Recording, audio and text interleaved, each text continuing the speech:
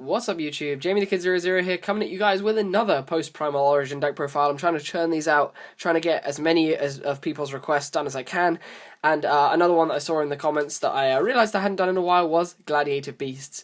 Now, I do have to apologise, and I will put an amended deck profile in the description if I remember to, but this is a one of my more non-competitive Gladiator Beast lists that I kind of built for more of a fun slant, more of an action-packed slant, for playing at locals, and it's more based on the list that I used to play quite a while ago called Prisma-Glads, or A Hero Lives Glads. It is the way I've always liked playing Gladiator Beasts. I understand that I think there was a Czech list that won their nationals, which was a lot different from this, but I nicked a couple of ideas from it. So if you want, you can go check that out, or I can try and find links to other lists, but this is going to be Prisma-Glads. So sorry if you were looking for like Beast Warrior Glads. There's a lot of different Gladiator Beast variants, and this one is just the one that I like having fun with. I would never play Gladiator Beasts in a competitive setting, but if I wanted to have fun, this is the list I would probably play. So we're going to start off with the one-off guys that we play. We play, of course, one Gladiator Beast Bestiary. I really like Bestiary. He's your guy who goes into Gizaris. He's spell trap removal. I'm just really sad this card's still at 1. So I'm fairly sure in the OCG he's gone up at least once. So he should be at 2. I can't believe this guy's still at 1. Then one Gladiator Beast Quest. Most normal lists play 2 of this. Because of the Prisma engine in this, we have to cut down on our engine. And I feel that you only need the 1 quest, because the only Gladiator Beast card that you're really going to be cycling with this is War Chariot. So you only really need 1. Then there's one Gladiator Beast Retiari, with elemental dragons and other graveyard-oriented things running around. There are a few things you want to banish, so Retiari is definitely necessary. And then finally, the only other one of Gladiator Beast I play is Gladiator Beast Mermillo, because of monster removal. I've noticed that a few people haven't been playing these two recently. I like having the access to monster removal. Yes, against certain floater decks like Hat and things of the like, monster removal isn't as strong, but against other decks that have to work for some of their monster plays, you want to have this to sort them out. And I feel that Retiari is just a no-brainer still. Even if you don't main deck it, I would advise side decking it, because it is an archetype-specific, searchable DD Crow.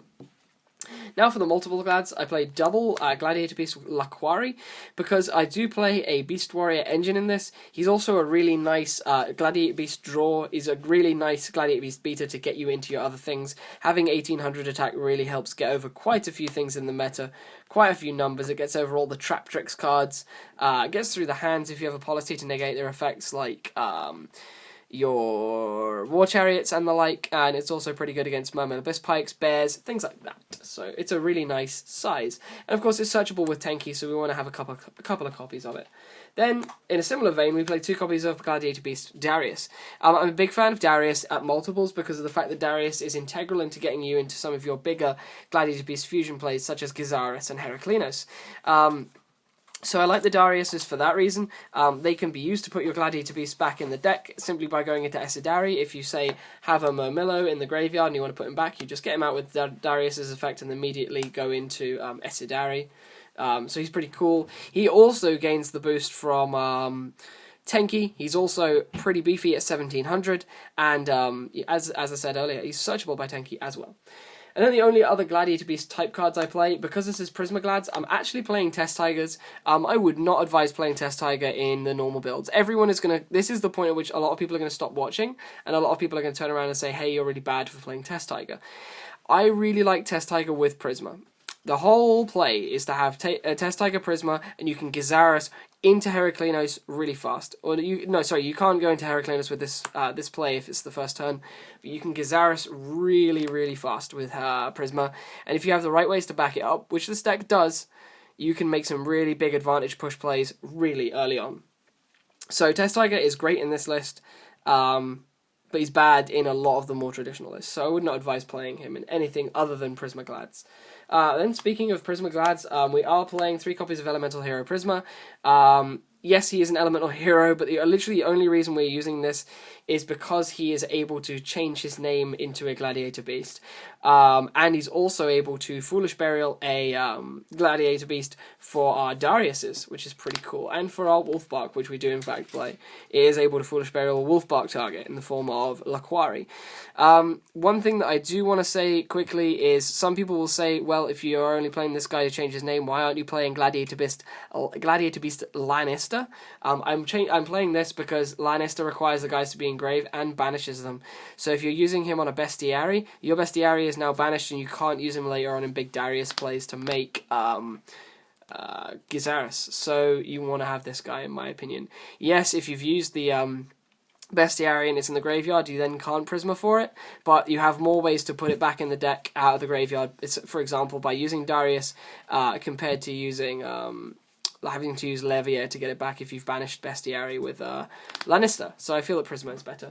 And then the only other monsters I'm playing is one bear, because we're playing the Tenkies and you want to have at least one way to get instant removal in a deck that doesn't actually have that much removal until its engine gets rolling. And I'm also testing one Coach Soldier Wolfbark. There was a list, the checklist played two Laquari, one of this, and 2 bear. So you were able to make some pretty cool Wolfbark plays. This deck kind of borrows from that a little bit, and the Prismas are able to set up a target if I absolutely have to get this live. So it's pretty cool. And that brings us to the end of the monster lineup. I believe it is 18 monsters. Just another quick fan out of somewhat what they were. For the spells, One Book of Moon. This is a really versatile trap. It's like a trap. Really versatile spell / trap that you can use to aid your Gladiator Beasts in their attack. Sorry about any rustling and noise, etc. in the background. We're having a bit of a clean up. Well, Lisa is, so she's clearing up behind us because I'm lazy. Another card which I'm actually testing, which is the really degenerate Kaiser Colosseum. I am personally not a huge fan of this in this deck, but the amount of times I've been bitten in the ass by this against other Gladiator Beast players, I've decided I'm going to start playing it. Because there's so many situations in which a Gladiator Beast player can summon a Gladiator Beast, set Wabaku or set Lance, play Kaiser and say go. And then all you can really do is try to attack that Gladiator Beast to try and force the Kaiser Colosseum to become dead if you do not actually have removal for the Kaiser. And then they can just flip the Wabaku and start making advantage plays by tagging out. So the one Kaiser Colosseum is tested fairly well, but if you don't want to play this, don't play it. The one reinforcement of the army to search the Prismas. You're not in a huge rush to get to the Prismas. Multiple emergency calls will clog, so the one reinforcement of the army is okay. A really tentative card, which this is a completely fun card. If you do not want to succeed in the game, play this. If you want to play this game if you want to play this deck in any sort of competitive sense, do not play A Hero Lives. But the Hero Lives is literally in here to give you a way into your Prisma Tiger play without normal summoning. Or it can also make you your Prisma play without using Tiger by Prismaing your Bestiary into the graveyard, and then immediately having the normal summon another Gladiator Beast, and you can make Gizaris. This is basically Gizaris Turbo. So the double Hero Lives is really nice. The cost of half your life points is pretty big, and you usually want to hold this until you have Forbidden Lance and or not Trap Trick Travel Nightmare, that's the thing you want to avoid. Until you have Forbidden Lance or Wiretap. So this is kind of a tentative card. I'm not sure how I feel about it at the moment, but if you want to make really, really aggressive, destructive push plays really fast, Hero Lives is for you. I'm then playing double MST. 3 is too many when you play Lance. I said this in the Boujin list. I think I said it in the scrap list as well. So double Lance. It's a really versatile card in this deck. Gives you a battle changer and the ability to protect your monsters from Fiendish Chains and things like that. Getting the Gizaris push through versus Fiendish Chain Breakthrough skill or Trap Trick Travel Nightmare is really big for you. So you want to get those through. And then the only other spell I play is 3 copies of Fire Formation Tenki. I'm finally trying to get the ultis in again. Fire Formation Tenki is just integral to searching out a lot of your cards. It searches out your Bear play, your Wolfbark play, and your Laquari Dariuses. It can search Gladiator Beasts, it can search other things. I felt that it was wholly superior to Proving Ground in this deck. So that brings me to the end of the spells. Pretty versatile spell lineup there.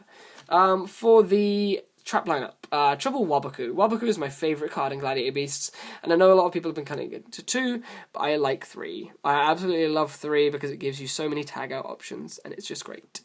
So triple Wapaku, and it also means you're not going to get OTK'd in the turn where you activate it, which is really, really big in the fact that there are some OTKs out there. Double Gladiator Beast War Chariot. These two fill the slots where Breakthrough Skill or Fiendish Chain would be. If you don't know how good Gladiator Beast War Chariot is in this deck, you shouldn't be playing it. Double Wiretap. Wiretap is in here to see our push players go through. Double D-Prison. Hands are a big problem for this deck. You need to find a way around those hands. Dimensional Prison is a way around them if you don't have War Chariot. And then otherwise I just play the 3 big name traps. Right, that is the complete main deck. For the extra deck, we are playing... I'm just going to change it around a little bit. 2 copies of Gladiator Beasts Heraclinos. Gladiator Beasts Heraclinos is not something I expect that you will make twice every game. You will very rarely make 2. In fact, you will not always make 1. However, if you find yourself in a position where you can make 2, you want to have access to 2. And the extra deck is actually quite loose in Gladiator Beasts, so you do have the room for them. So double Heraclinos. I then played double Gladiator Beast Gizaris. Some may say that 2 is very few, but you have to bear in mind that while this deck can make 3, maybe 4 Gizarises, that it's often going to tag them back out. So while you are making 3 to 4 Gizarises, you're making the same Gizaris multiple times, and you often only really need 1 until it gets warning, bottomless, or otherwise removed. Our objective is, of course, to protect our Gizaris when it activates this effect and when it tries to push through, but of course, if your opponent is able to stop you, that is why you have the second copy. I felt that 3 was a little too many, so we kept it at 2. I'm testing one copy of the new Gladiator Beast Neurokius. I think this card is really quite bad, but in certain grind games you want to have the option. In certain game situations you want to have the option. So the one Neurokius is in here if I should ever want it. I think I've made it once. It was okay. It made a push and then it went back. So 1 Neurokius, and then finally 1 Gladiator Beast Essidari. It's just your generic guy, Essidari. So that is all the fusions I play. I do not play any hero fusions because I do not play Miracle Fusion. It was a thought, but then I realised I would have to sacrifice far too much of my extra deck. For the rest of my extra deck is fairly simple. It's 1 Tiger King because we can make him. And yeah, it gives you access to more search cards to get more advantage, search more Gladiator Beasts to hand using Tenki. 1 Maestroke. I feel that this card is quite strong for flipping cards, flipping your opponent's cards face down, giving your Gladiator Beasts better targets for attacks. 1 Silent Honor Arc, because it's Honor Arc. 1 Exciton Knight for the same logic. 1 Diamond Direwolf because you're playing a lot of cards that fall under its criteria. 1 Black Ship of Corn. 1 Abyss Dweller, and then I'm actually playing 2 3s because you do have situations in which you can have Retiari Mamillo on the field, or you can have Retiari Mamillo and a Test Tiger, in which you can make your Mechrop Engineer and your Levier the Sea Dragon. Mechrop Engineer is literally in here to buy you 2 turns. The Levier the Sea Dragon is literally only in here for situations in which your bestiary is banished and you have a play that would benefit from bringing it back. Say you are able to make this, and you're able to make like a Gladiator Beast and bring back the bestiary so you can make more plays. That's literally the only situations you have this for, but when you banish your bestiary, you really have very few ways of getting him back. So that does bring me to the end of this deck profile. I didn't really have too much to talk about because I'm not a huge Gladiator Beast player. However, I felt that it would be good to bring you guys a new Gladiator Beast list because of the advent of Neurokius. I did test Augustus, or Augustul as it was in Japan. It was just testing really badly. When you draw it, it's the worst thing on the planet, and I wasn't going to start playing things like Gladiator Beast Respite just to put it back. So Augustus came straight out when I realised it was a level 7, and I realised you could clog in hand. But otherwise, that's about everything I want to say on the list. Thank you so much for watching. Let me know what you want to see next. I do actually have tomorrow's deck profile planned. It is going to be zombies. A lot of you guys have been asking for Noble Knights. I do not have the full deck, but I suppose I can proxy some elements of it and bring you a deck profile. But otherwise, yeah, you can stop asking for Noble Knights. It is on my to-do list, but tomorrow's list is going to be zombies. So please start asking for what you want to see next week on this channel, and I will see you guys next time with some more Yu-Gi-Oh! Related content and some more Primal Origin deck lists. Hope you enjoyed. See you guys soon. Bye-bye.